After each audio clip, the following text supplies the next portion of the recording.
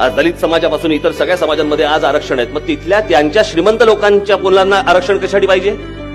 तिथेही जे आर्थिकदृष्ट्या मागा असलेले असतील त्यांना आरक्षण द्या. पण हे अशा जर गोष्टी व्हायला लागल्या की एकाला एक गोष्ट द्यायची आणि दुसऱ्याला द्यायची नाही असं म्हटल्यानंतर विद्वेष हा पसरणारच आहे, राग हा येणारच आहे. शाळेतल्या ऍडमिशनला जर समजा आरक्षित मुलगा जर आरक्षणामधला मुलगा असेल त्याला कमी फी आणि आरक्षणामधला नसेल त्याला जास्ती फी असं आलं, दोघांचं एकमेकांशी पटेल काय?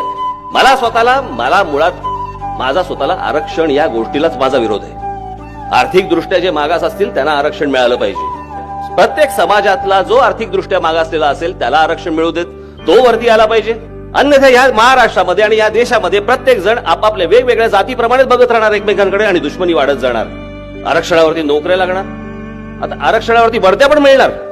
हे सगळे आरक्षणाचे सगळे उद्योग, राजकीय उद्योग, हे तुमच्यामध्ये सगळ्यांमध्ये फक्त दरी निर्माण करायची. दरी, तुमच्यात वाद निर्माण झाले, तुमच्यात भांडण निर्माण झाले की तुमच्याकडनं मतं काढायला सोपं असतं. याच्यासाठी हे सगळ्यांचे उद्योग सुरू आहेत. हे नेते तुम्हाला भुलवत राहणार.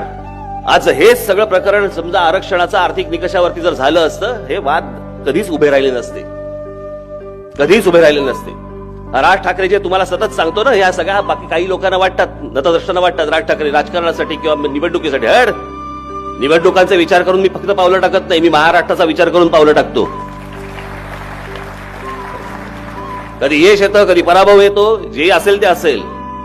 पण आज मी जे आजपर्यंत सांगत आलोय, सांगत राहणार की महाराष्ट्रामध्ये जे उद्योग निर्माण होत आहेत त्या उद्योगांमध्ये माझ्या महाराष्ट्रातल्या मराठी मुलांना आणि मराठी मुलींना 100% प्राधान्य तुम्ही दिलं पाहिजे. आरक्षणाचा विषयच येत नाही.